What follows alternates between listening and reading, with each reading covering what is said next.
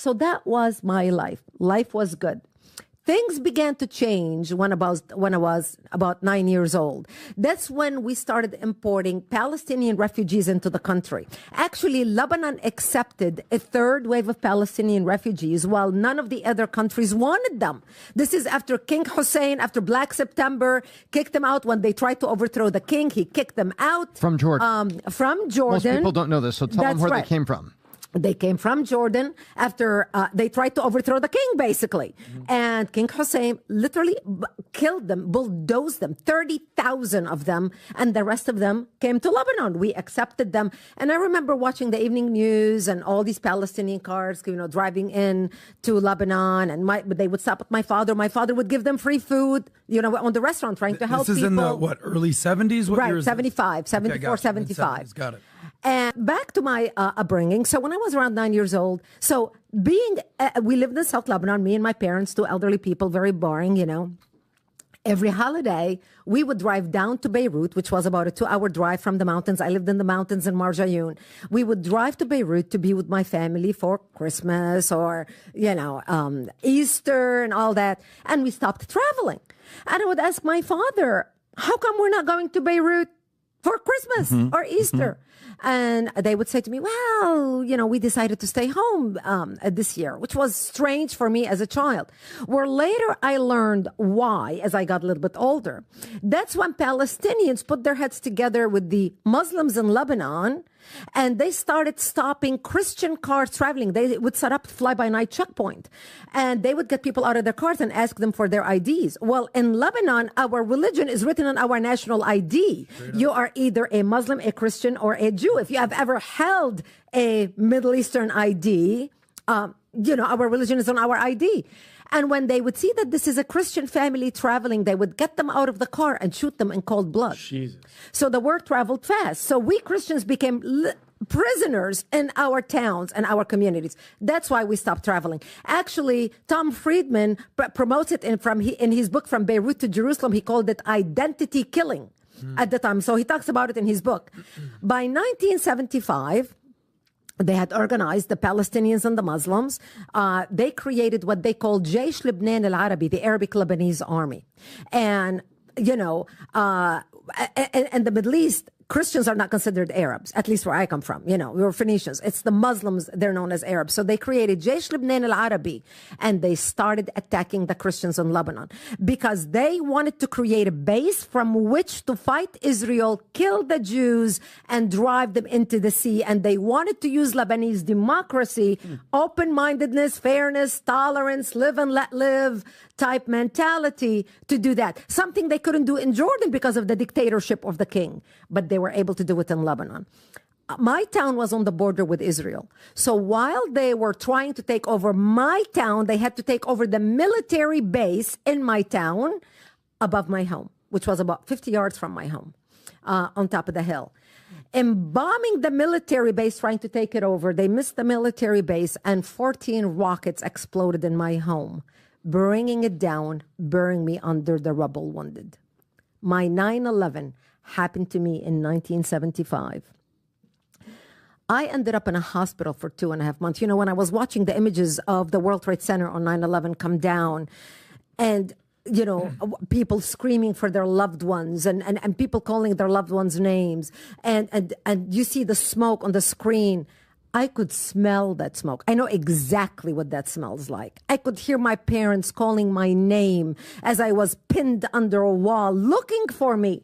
My father became deaf, so he couldn't hear my screams when I was screaming because the bombs blew up his eardrums. So from the age of 10 on, anytime I needed to communicate with my father, I had to shout in order for him to hear me. I ended up in a hospital for 2.5 months. And as I went from one surgery to another, hooked up with blood bag on one hand, giving me blood, and another IV, and going from one surgery to another, I would ask my father, why did they do this to us? And my father would tell me, because we are Christians, we are considered infidels, and they want to kill us. So I knew that I am wanted dead at the age of 10 simply because I happened to be born as a Christian and live in a Christian town. Whether I practiced my faith or not, it was irrelevant. And this is something Americans cannot understand. You know, they understand that Judaism, Jews are a race. But in the Middle East, if you are a Christian, you are in that block of people. You are like put in a compartment. It doesn't matter whether you're an atheist Christian. I know this sounds so weird to Americans listening to this, but we are persecuted because of the group that we are, like the Yazidis, like all the minority groups in the Middle East.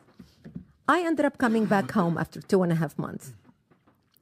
But my home was no longer the home I left. Now, remember, I was raised in a beautiful home. I was living the Lebanese dream. I had a chauffeur to drive me to school. We had a housekeeper. We had a maid. Our life turned upside down. 2 days before our house was bombed, my father wanted to bring us to America. So he goes to the bank in Beirut because the banks were being robbed, bombed. God knows what was going to happen. My father withdrew his life savings and banknotes from Lebanon to bring us to America. 2 days later, my father's money was burned to ashes. Jeez. We went from living a wonderful life to losing it all. My father at that time was 70 years old. You don't start over when you're 70 years old. So we end up living in a bomb shelter. So 8 by 10 room, underground, no electricity, no water, and very little food.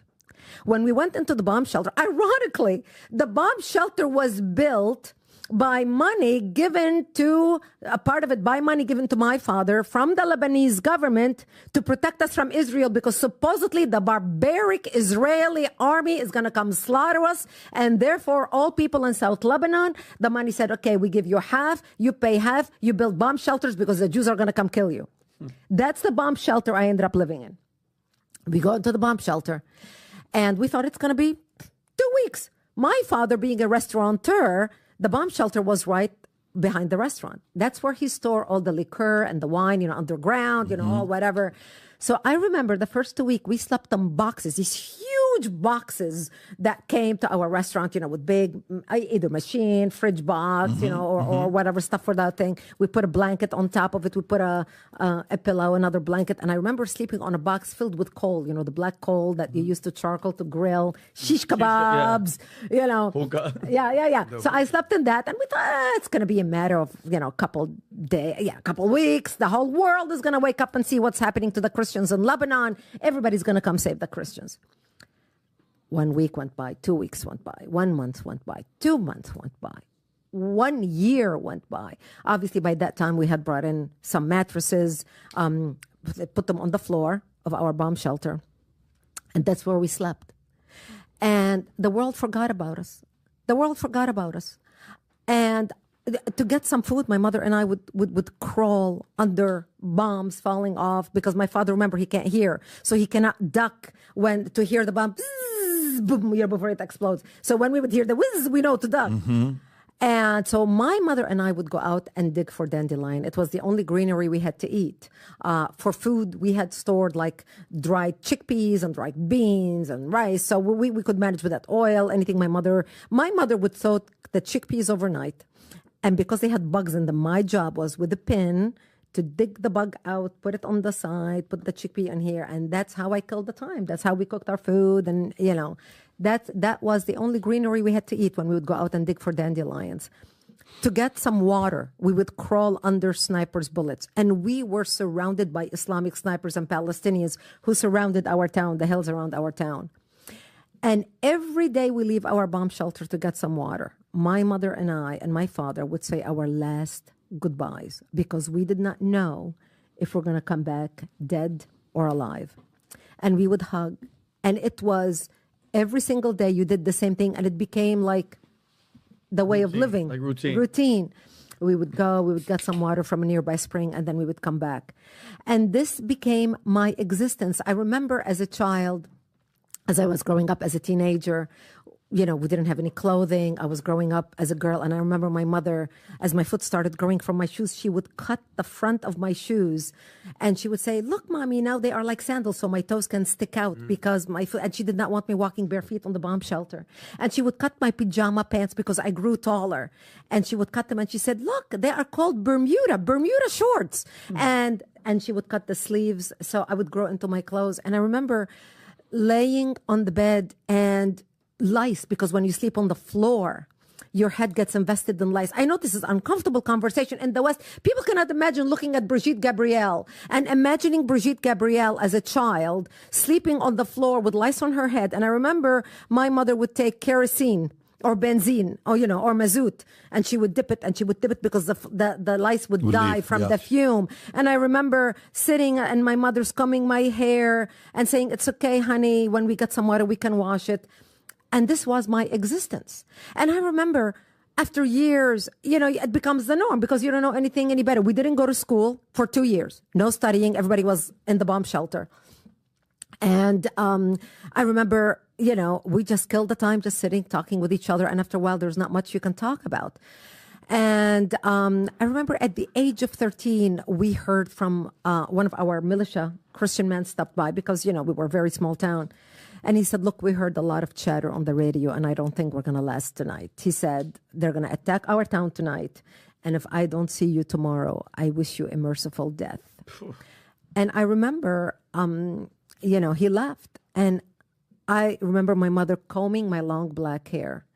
And I dressed in my Easter dress, my Sunday best. Because, you get one Easter dress, and that's like your whole summer dress for the summertime. And it was blue and white. And blue flowers with a white on white background. And I remember she was tying the belt in the back, making a bow. And I remember she tied a white ribbon in my hair. And I'm sobbing. I don't want to die. Please, I don't want to die. Do something. How old are you at this time? 13. Because I wanted to look pretty when I am dead, knowing that when they come to slaughter me, there would be no one to bury me. And I'm getting all dressed up, and I'm saying, please do something. I don't want to die. Please, I'm only 13. And there was nothing my mother could say to me. To the Brigitte, for context, who's fighting who? Is this Hezbollah? Is this the Muslim Brotherhood? Hezbollah was Is this the IDF? Who's fighting exactly? Hezbollah wasn't created at that time. This is the combined army of Palestinians with Muslims in Lebanon fighting for the Palestinian cause. And they were joined by people from all over the Middle East. We had Muslims fighting in Lebanon, from Syria, from Iran, from Egypt, from Djibouti. We had black people, and we don't have black people in Lebanon. So we had African Americans, black people on drugs who would be running towards you with bullets. They won't even stop. They had them drugged out.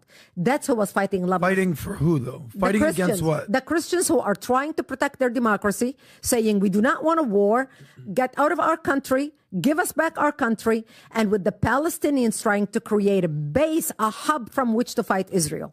Because by 1982, when Israel invaded Lebanon, Syria was shelling Israel out of Lebanon using Lebanese territories, calling it the Lebanese resistance. The Lebanese had nothing to do with it. In the Golan Heights. Yeah, that's right. From the towns in Lebanon, to the point where all the northern Israeli towns were living in bomb shelters just like us. We're talking about this. My question was, where does this hatred to Christians and Christianity just come out of nowhere from? What did we do so wrong to make like that Muslim community just hate and want to kill us right off the rip for no reason? Where does that come from? Look, there are 2,000 years of war history in the Middle East. This did not start yesterday. Yeah. But it ramped up after the creation of the religion of Islam. Now, not all Muslims are radical. You and I, we lived in the Middle East, Patrick. They are the most wonderful people, hospitable, kind, open-hearted. Not all of them want to kill you. However, there is such a radical element to the religion. If you are a Christian or a Jew or Armenian raised in the Middle East, you understand there's a saying, أولاً يأتي السبت وبعده الأحد. First comes Saturday, then comes Sunday. First we kill the Jews, then we come for the Christians. So if you're a child raised in the Middle East, you're raised hearing this sentence. And you don't understand it as a child because it's just something you hear. Yeah. But when you grow up, when the call of jihad is declared all of a sudden, the division between communities is so stark and it's so deep. While we as Christians, in our faith, I'm raised as a Maronite, Maronite Catholic.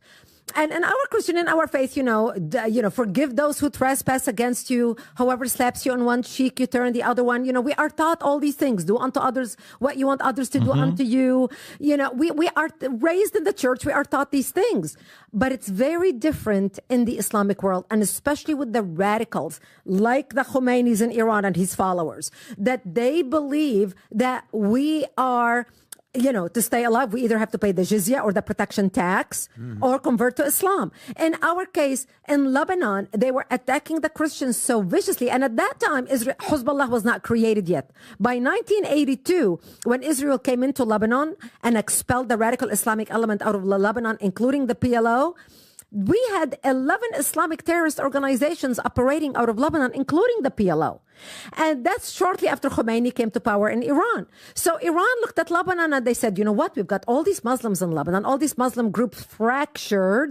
Why don't we combine them all into one party, call it the Party of Allah, Hizb Allah? So Iran started funding and investing in organizing all the Islamic radicals in Lebanon, because we have a big majority Shia in Lebanon, big majority Shia in Syria, and then Iran, and then there is some in Yemen, and the rest of the Middle East is Sunni. So that's how it started in Lebanon.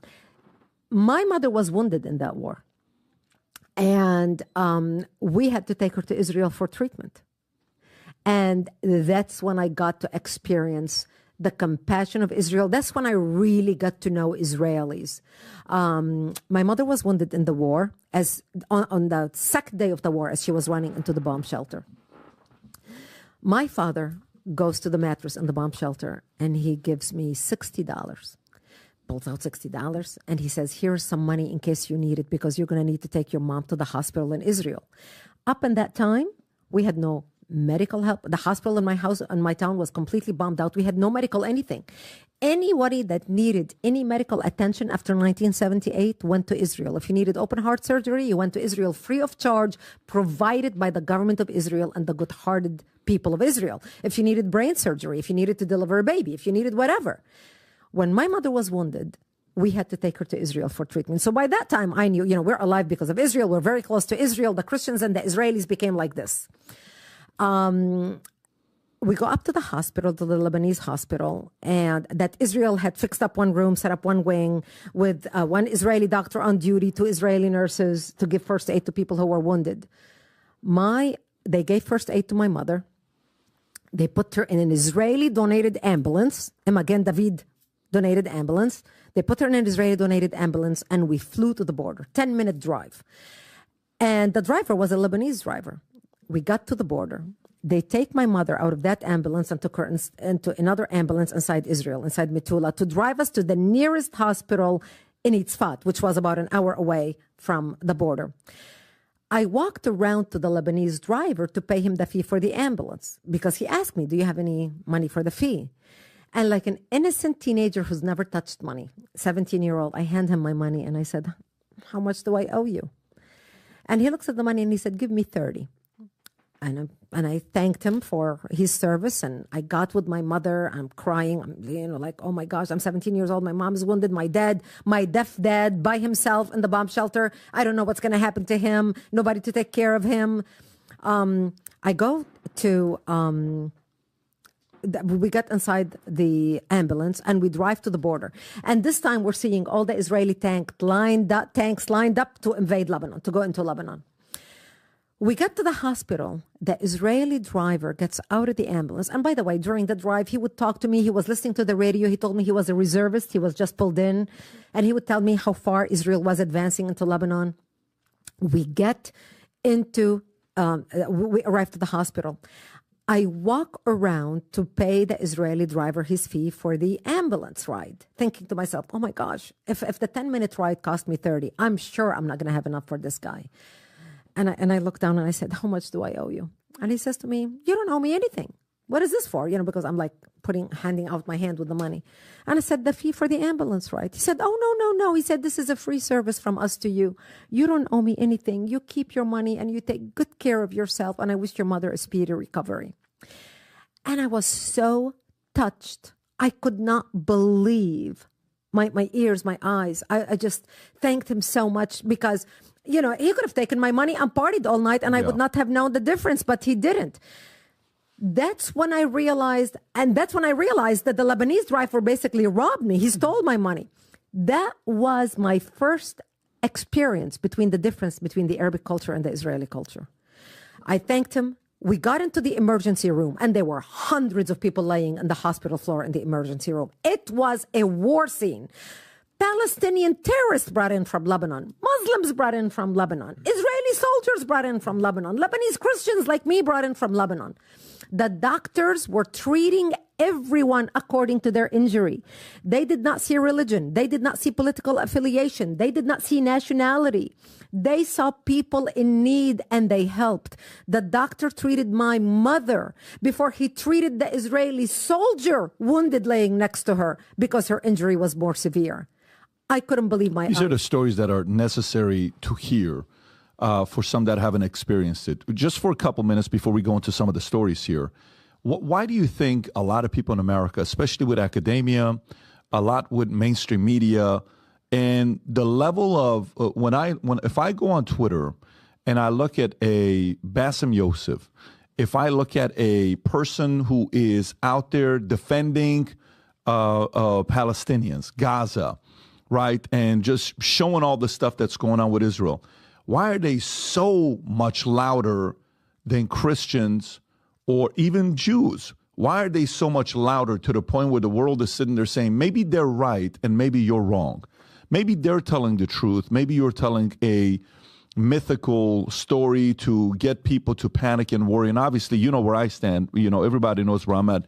But why do you think so many people are sitting there right now having a completely different position with Israel, especially after what Hamas did to Israel on October 7th? Why do you think that's happening? They are totally brainwashed because of the propaganda. So I'm from the Middle East. So I have friends on my social media from the Middle East. And so I have friends from Jordan. I have even Palestinian Christian friends. Yeah. I have friends from Lebanon. And I see what they're posting on their Facebook feed. Mm-hmm. And the lies that they are posting. A lot of them have never even been to Israel, have never even dealt with Jews other than what they hear on television, the propaganda and the lies and the AI. I just put up a video because my friends tell me, oh, this is AI. I remember sending a friend of mine a video of the woman in Israel with her stomach being cut open. I do not know if you've seen that video. The IDF trying to protect the images because they want to protect the family members. If you don't want to see your loved one being tortured like this, but they released those images to the press. So the press was able to see those images. And I remember sending that video to my friend in Jordan, a Christian friend in Jordan, who's totally brainwashed about the Palestinian cause. He's originally Palestinian, etc. And I said, I want you to see this level of barbarism where they cut a pregnant woman's stomach open on October 7th, took the baby out, and they put gaff tape on her mouth so she can't even scream her screams when they're cutting her stomach open. And when she would pass out because she is being tortured, just body shock, they would hit her to wake her up so she can see what they're doing to her baby. Jeez. And I sent him that video. That's a Hamas video shot by Hamas. Because, they had body cameras. They were so proud of what they did. They were bragging about it. And he said to me, this is a lie. This is a video of some blah, blah, blah, blah, blah, some Palestinian being tortured, blah, blah, blah. They are fed such lies by the Palestinian propaganda machine that even when you show them the truth, they are unable to believe it. Now, I talk about the compassion of the Israel. I know the Israelis are not capable of doing anything like this to any Muslim woman. You know that. We have Israeli friends and Jewish friends. They don't think like that. I lived in both worlds. And I'm getting to that. I was born and raised in Lebanon. I ended up going to Israel and living in Israel. So I have a very different view. I have a very unique and fortunate view to have actually at one time held residences in the West Bank, in Israel, and in Lebanon because I was a journalist. So I worked in Jerusalem for 5 days out of the week. I would drive my car to Lebanon, change my license plate at the border, take Israeli license plates out, screw in French license plate, same car. drive it into Lebanon, do my business in Lebanon, drive back into Israel, check it for bombs, unscrew the license plates. I'll get to that. So I have a very unique point of view of both because I've lived in both of them. But I want to continue a little bit about the compassion of the Israelis and why I know the Israelis the way I do. After we were finished in the emergency room, and I was talking to you about my mother being in the emergency room, they gave her first aid. They took her up to the 4th floor of the hospital, where 2 other Lebanese ladies were brought in that morning. 1 Muslim, 1 Druze from Lebanon. They put my mother in the room, and we were not there but 5 minutes, and I heard all this commotion outside our window. So I ran to the balcony to see what was going on. And I looked down, and 2 Israeli helicopters had just landed, bringing in wounded people from Lebanon. And I remember looking down stretcher after stretcher, carrying, and everybody ran to the balcony to see what was happening. And I remember being surrounded by mothers of Israeli wounded soldiers in the war, fathers, sisters, wives. It was an unbelievable scene. And I remember looking down, not making eye contact with anybody next to me, because even though I knew I'm a Christian, they didn't know that. I know I'm their friend. They're not going to do anything to me. I just felt so out of place looking at that scene. I didn't make any eye contact with anyone. I felt sick to my stomach. I felt brokenhearted that these people are wounded because of the war with my country. And all of a sudden I feel this tapping on my shoulder, and this lady next to me looks at me and she puts her arm around me and she said, "You are new here, aren't you?" And I said, "Yes, they just brought in my mother. She's in this room." And without skipping a beat, she puts her arm around me and she hugs me. And she said, "Oh, don't worry. We'll take good care of her. And if you need anything, my name is Leah." And I remember breaking down crying. I remember breaking down because I felt such human quality that I knew it did not exist in my culture.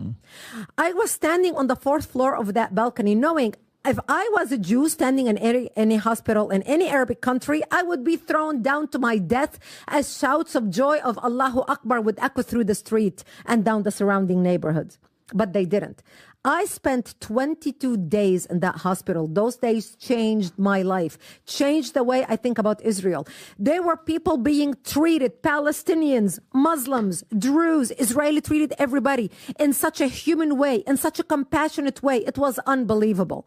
I had to go back to Lebanon to take care of my parents.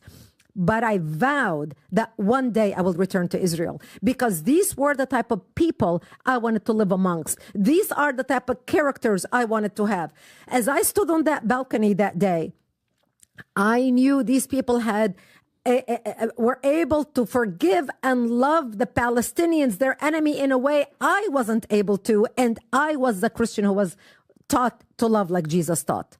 Those days changed my life. I ended up going back to Lebanon that day. But 2 years later, I made my way back to Jerusalem and I became news anchor for World News in the Middle East, covering world events from 1984 till 1989. התחנה הבאה, חיפה מרכז השמונה.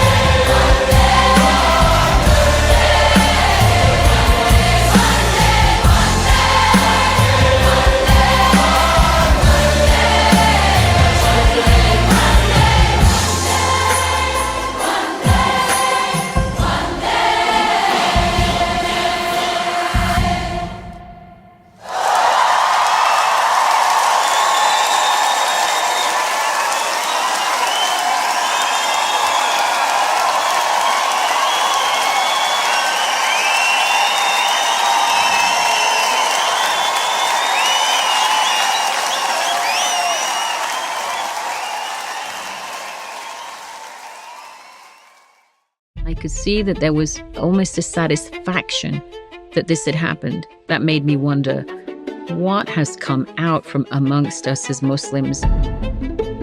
My name is Dr. Qanta Ahmed, and this is my story.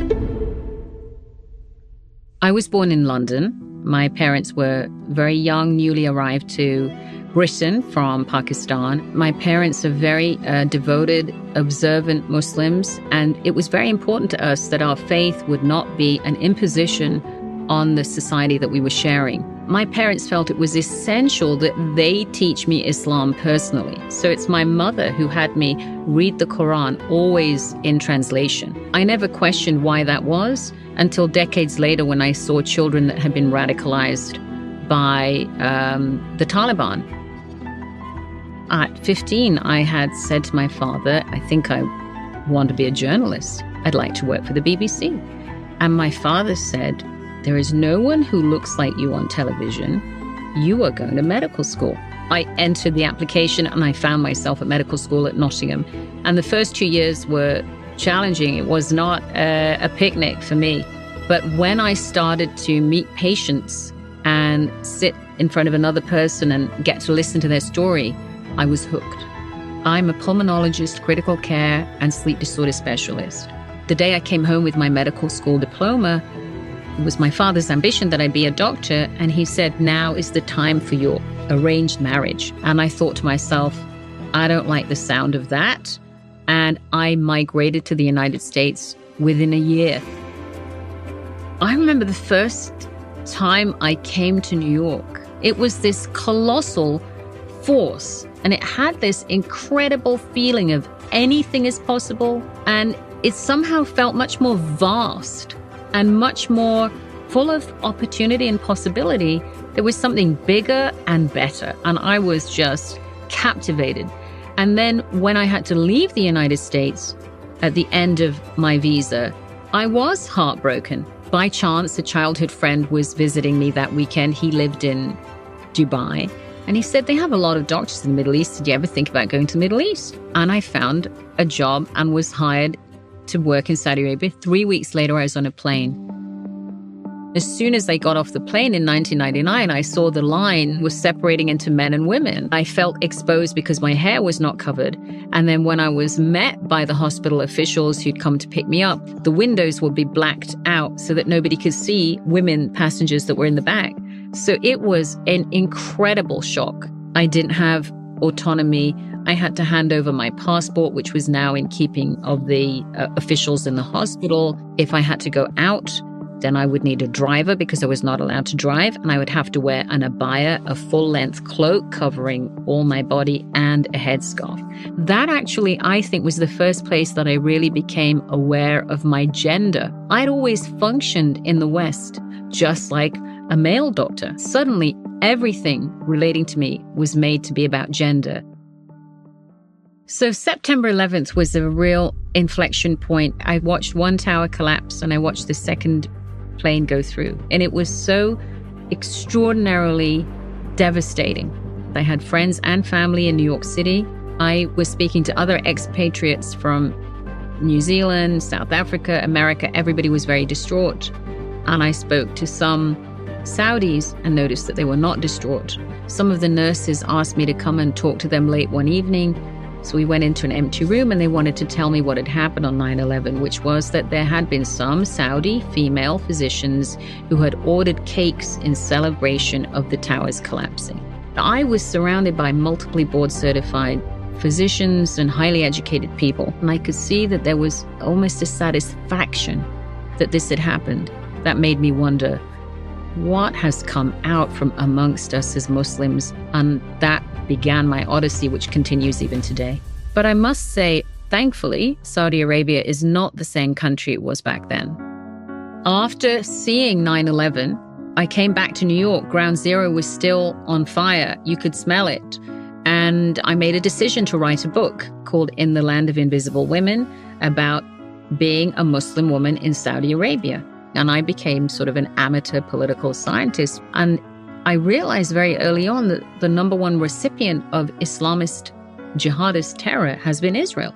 So I began reading about Israel's experience with Hamas, And finally, I thought, look, I've been reading and writing. I better go and visit. It's just an astonishing place. I went in and I saw patients, and on the door of every patient's room was a mezuzah, and inside was a Israeli Muslim nurse and an Israeli Jewish doctor, or vice versa. I remember one moment I was in an elevator, and there was like probably all of the great religions were in the one elevator. So I saw the most amazing diversity. And the amount of times I've been to Israel, I've pretty much seen all aspects you can over the years. And it's a place that I recommend everybody should go and visit. Some of the most amazing discoveries I made is when I said, please, can I see inside the Hamas infrastructure? Can I go inside a newly discovered tunnel? And what was amazing to me was the level of construction, ventilation, electricity. And I thought, I am inside the belly of the ideology that first became apparent to me as I was in Saudi Arabia watching my TV. When Hamas attacked Israel on October 7th, within 48 hours, or perhaps even sooner, people were denying that it was happening. So I think it was the intense denial and the intense minimization of this event that made me feel compelled to say, I'm going to go and see, and I'm going to go not because I'm Muslim and not because I condemn radical Islam, but because I'm a human being. And precisely because I'm not Israeli and because I'm not Jewish, it's important to go and acknowledge that. So I felt it was a big responsibility. When I arrived, I realized the whole plane was full of people going to enlist from New York. And next to me was a very religious Jewish woman and her newborn. And I remember all through the flight thinking about this woman and her newborn and thinking about what had happened and what I was about to behold. I personally examined the bodies of the dead with forensics. They showed no mercy. They spared nobody. Not woman, not child, not pregnant mother. I saw bodies that were multiply violated, meaning people had been executed in many ways. Their bodies had been desecrated after their murder. I saw remains that were absolutely unintelligible without high-resolution CT scans. I talked to morgue workers that were carrying body bags, trying not to have the charcoal in their hands crumble. This is who is being supported if they are not being rejected. You are either with Hamas or you are not with Hamas. There's no middle ground here. They do the same indiscriminate killing of their own civilians in pursuit of their genocidal hatred for Israel. The Muslim world doesn't understand what it is empowering. There have been protests in Hamburg, Germany, where Islamists in Germany have been agitating and demonstrating for a Sharia state inside Germany.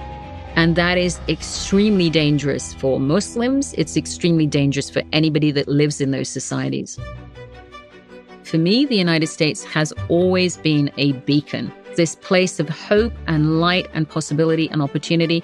And I can confirm that America has been everything and more. It took me almost 25 years to become an American. It was worth every minute. To connect the dots further, in New York, it's my privilege to look after for decades people that survived 9/11, people that went to clean up Ground Zero that now still have illnesses. So I have a panoptical view of what this ideology has done, and Israel has faced almost every aspect of it. It's impossible to allow Hamas to exist. If we leave even a remnant, it is going to return with greater ferocity. We've now exposed the sympathies for Islamist ideology, and perhaps the best antidote is to return to our fundamental values in the United States. This is a place that safeguards freedom of speech, freedom of expression, freedom of religion for all people in America. And it's about time we got back to that. Thank you for watching this video. To keep these videos free at PragerU, please consider making a tax-deductible donation.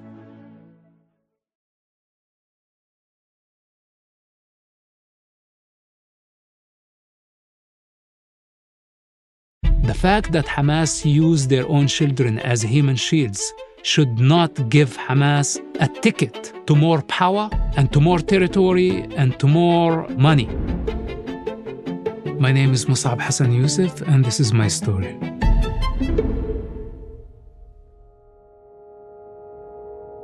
I was born in the West Bank of the Jordanian River. I was brought up in an Islamic religious family. My father was a Muslim Brotherhood leader. Later, he became a Hamas leader. And the honest truth, he was very good dad. He loved me within the best of his ability.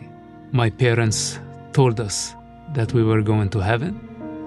And the non-Muslims, the Jews, the Christians, the rest of the world, if they don't convert to Islam, they are doomed to hell. When I was a child, I witnessed lots of killing and violence. There was no government, lots of chaos and disorder. People were literally killing each other in the streets. I'm talking about internal Palestinian conflict, where a father would actually kill his daughter, or a brother would kill his sister for honor. I was beaten up in the school on the hands of the principal. I was beaten up in the street. I was beaten up on the hands of the imam at the mosque. It was not easy for a child. Wherever you go, you just have to survive. I was always running for my life. There was a Muslim Brotherhood and the summer camps, which I would participate in those camps, go with my father. And the Muslim Brotherhood was actually preparing a generation of warriors. I did not understand that that was preparation for the birth of a militia.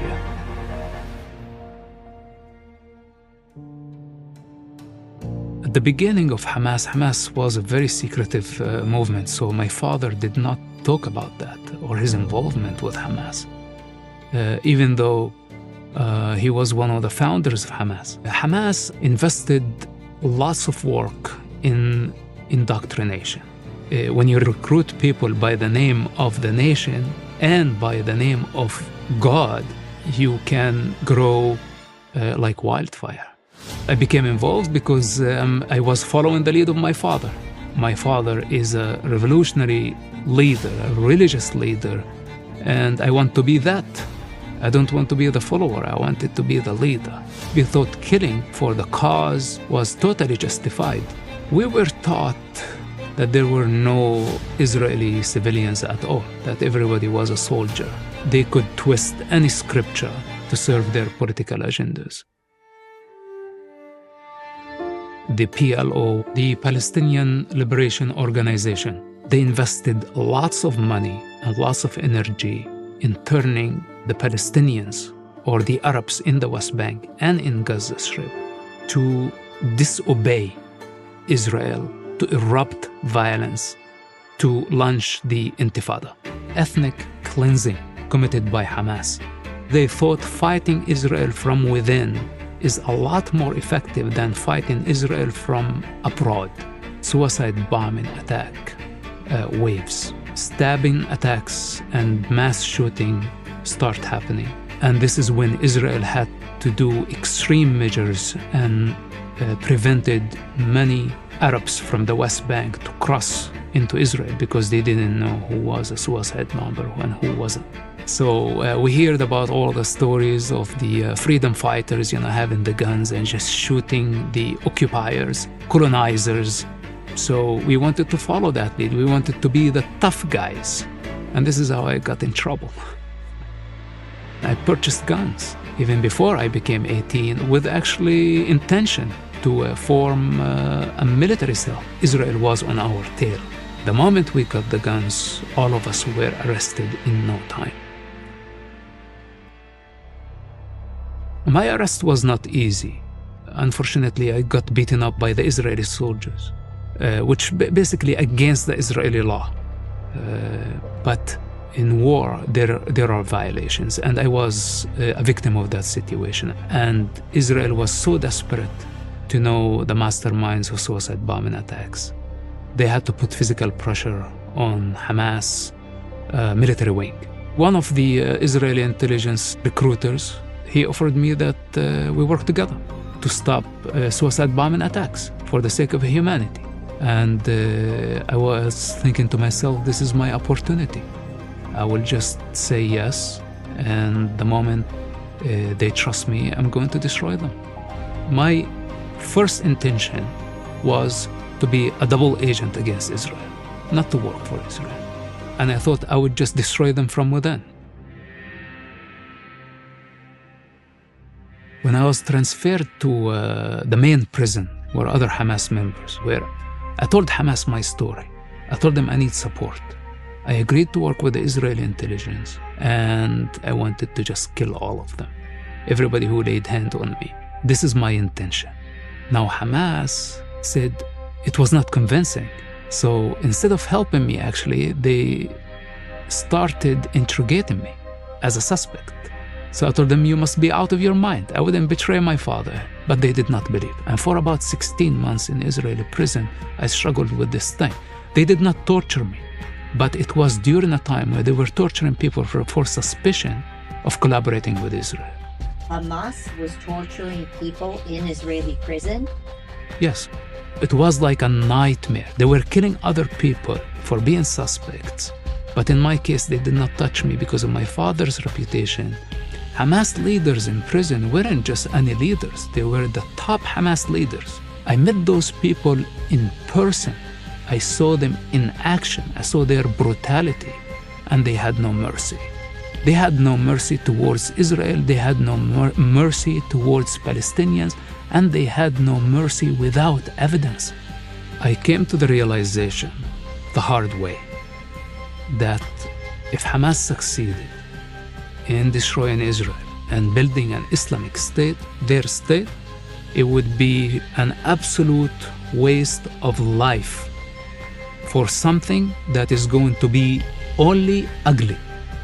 They tortured people, they made people create stories that weren't true. Hence, many people were killed and they were innocent people. It made me ask big questions about Hamas, their true nature, and their possible future. When I was released from prison, I thought to myself, on one hand, I cannot work for Israel because there is nothing in common between me and them, and I cannot work for Hamas anymore.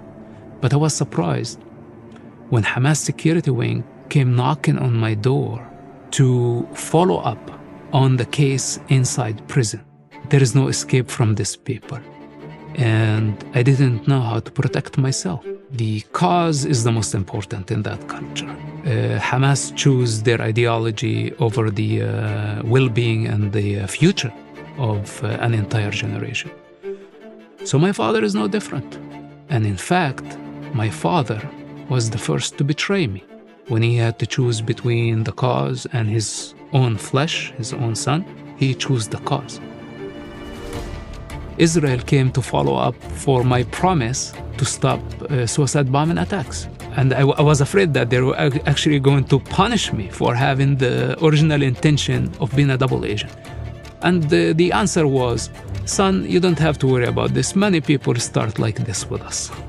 You know, they hate us. It's part of your culture. You don't know who we are.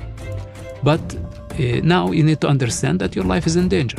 They said, we can help you with this. This is the least we can do. Their entire work was to protect me from Hamas. So for me as a youngster, I came from a society of savages into the most advanced intelligence service in the world. So for about 4 to 6 years of a very serious work, we were able to deconstruct the Hamas operation in the entire West Bank. The payment, for me, it was the protection, because I did not trust Hamas anymore. I did not even trust my father anymore. And I was able to trust the Israeli intelligence because they did practical steps immediately of giving me cover, giving me the knowledge that I needed. The operation was very dangerous, and Hamas was already in suspicion of me. So I decided to just leave the territory. I could not go to any Arab country, and the best, most secure place was the United States. So this is why I migrated to the US. I thought something could happen to me. And I did not want my experience in the Middle East to go in void. So I felt the need to document it. And this is why we start writing the book. But I did not want my father to hear from the media or from the TV. So I called him. It was a short window while he was in Israeli prison. And I told him the truth. It was the hardest conversation I ever had, I have to say. So when I told him the story, he went silent. I broke the silence. I told him, listen, Dad, if you want to disown me, you can go ahead. I know this is very hard on you, and I know that you have to protect my brothers. Because in that culture, if I wasn't there and my father did not disown me, other tribes have the right to kill any of my siblings on my behalf. This is how brutal that culture. There is no mercy in this case. So he told me, this is not a choice. This is not an option. He said, you will always be my son and I will always love you. And this was his final words. 2 days later, I heard from the media that he disowned me, and this was the last conversation I had with him. It was very hard at the beginning. The guilt that came with it to get my entire family stained by shame while they still live there. This was the only part that was out of my control, because I was here in the United States and I was protected by a new country, by a new system that validated actually what I did from a moral point of view. But for the rest of my family, they were still there and they had to deal with this for the rest of their lives. I understood the consequences of such a decision.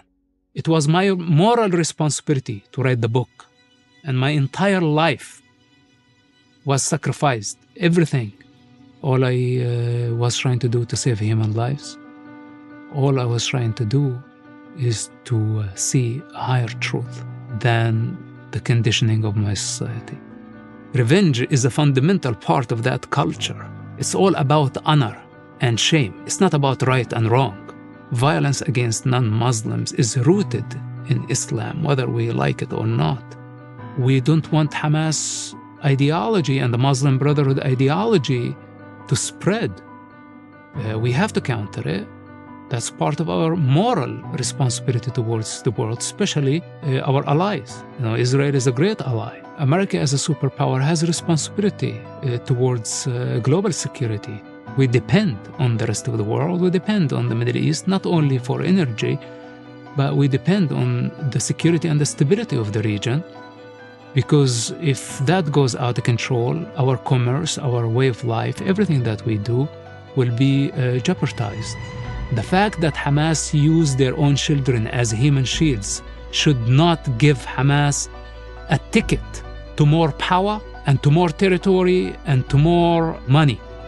Hamas' goal is beyond the river and the sea, is beyond any political border, is beyond Israel. Hamas's aspiration is global. And if Israel fails to destroy Hamas in Gaza, it will be the birth of an empire of savages. And we cannot allow this to happen. Because if Hamas succeed in bringing Israel to its knees, many other Islamists can do the same. And there would be so many of them. The Muslim Brotherhood is here in the United States. We see Islamists and communists marching together in the same street, having a common goal. And their goal is the destruction and the fall of the American civilization. How could any American not consider this as an immediate threat? Is this the time when the allies abandon their friends? Just because we have some angry pro-Palestine thinking that this is a cool thing, exploiting the American freedoms, their anti-civilization, their anti-America, their anti-freedom. If Hamas laid down their weapons today, there will be peace. But if Israel laid down their weapons, there will be destruction of the Western civilization. This is why I speak as loud as I can.